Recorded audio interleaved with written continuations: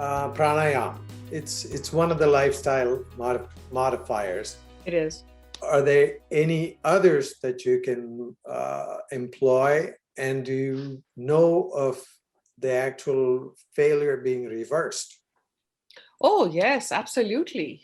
Lots, it's actual reversal. It's usually revascularization, long term management, and lifestyle changes are along. It's nothing is in series, all of it is in parallel.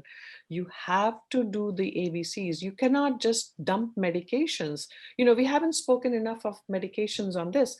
Heart failure medication is a whole science and art in itself.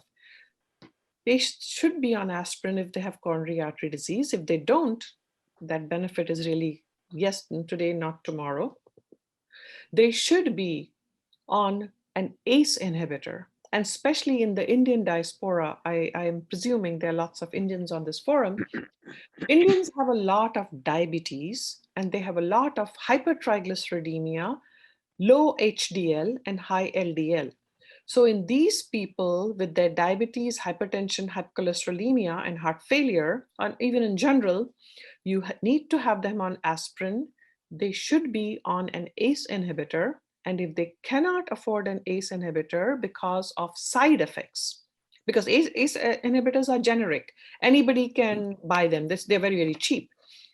If they have side effects, because people can have terrible that kind of a cough and they can't tolerate it, or they can have actual angioedema. So if that's the case, then we put them on angiotensin receptor blockers. And if they can't tolerate that, then they get put on isosorbide plus hydralazine. So there are multiple levels. These medicine reduce the afterload.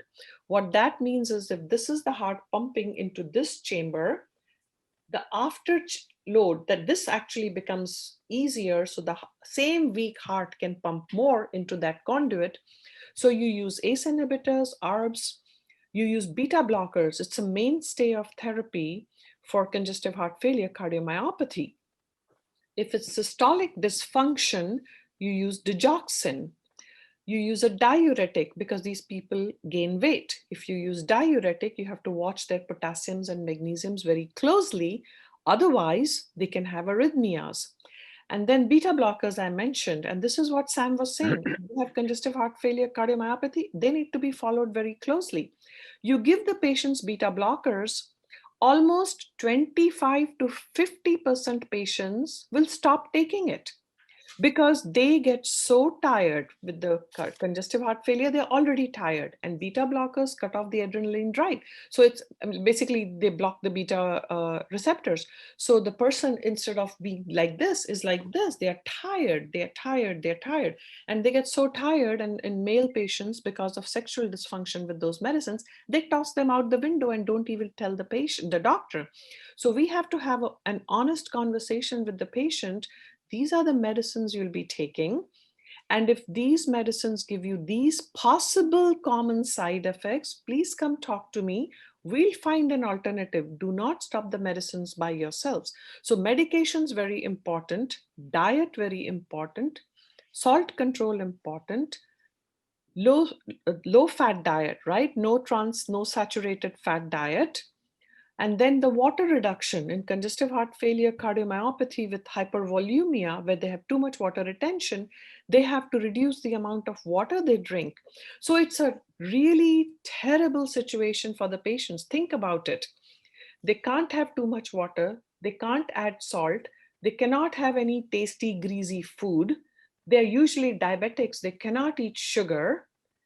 What do they eat? And sometimes they have renal failure with it.